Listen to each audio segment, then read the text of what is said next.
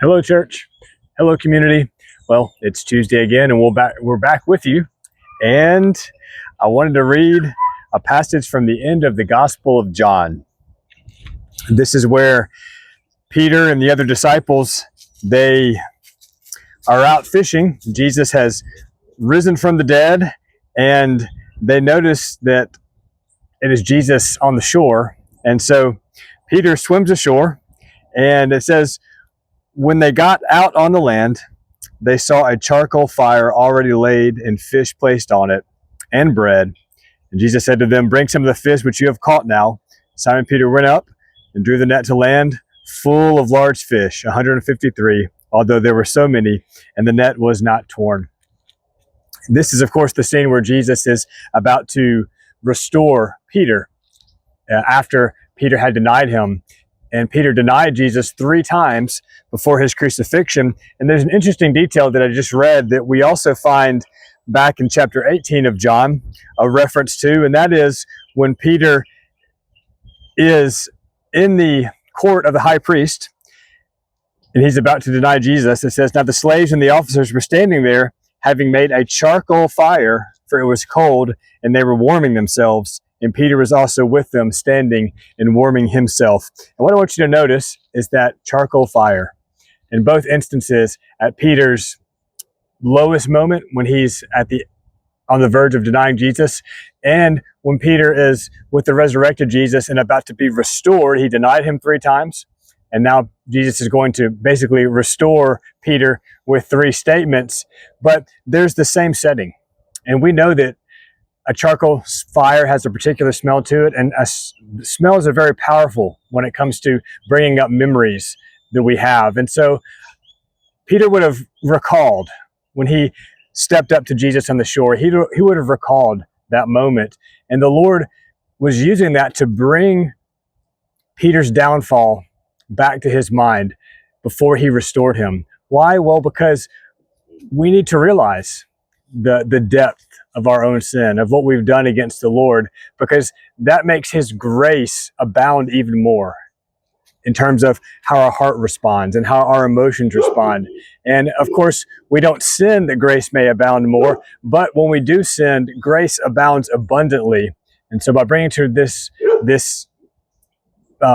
scene to Peter's remembrance, it was even more meaningful when Jesus restored him. But also, from now on, anytime Peter was around a charcoal fire, he was not going to associate it with the denial. He was going to associate it with the restoration. And you know, God can do that in your life too.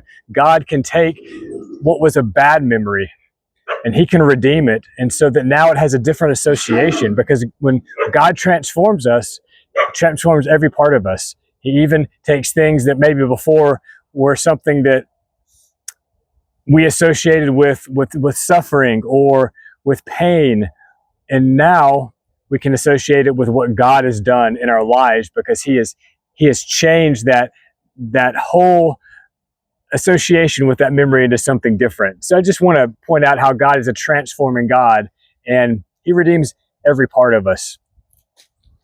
I know that was a lot. Man, that was cool.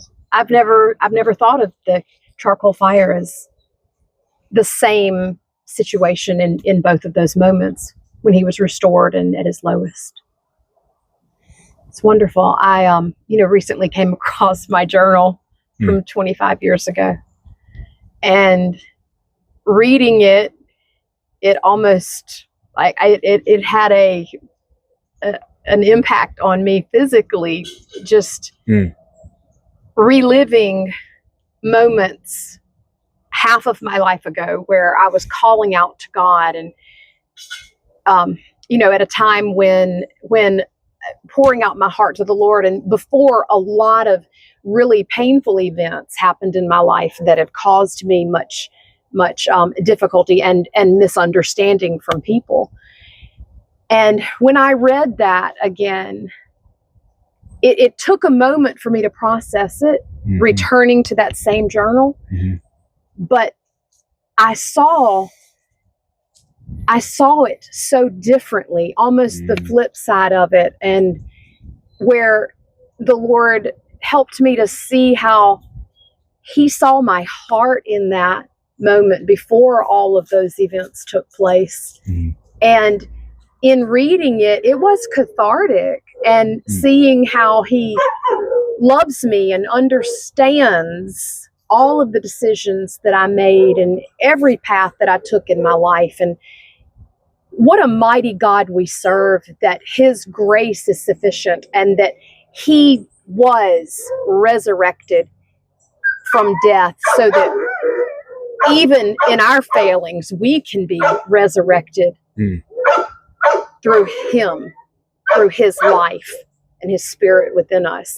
And we have a high priest who understands us in our weaknesses. I didn't even think about that in relation to your journal find and how some of those memories have been transformed, been redeemed even, and so that you view them differently. Yes, and viewed that even though it was difficult and maybe decisions that I made caused people to misunderstand me now or lose respect for me, but through those experiences, even those failings, my love for the Lord was deepened because he showed me how far his love and his grace go, and how we cannot remove ourselves from his hand. Amen. We hope that encourages you. Yes. That encouraged me. God bless. God bless.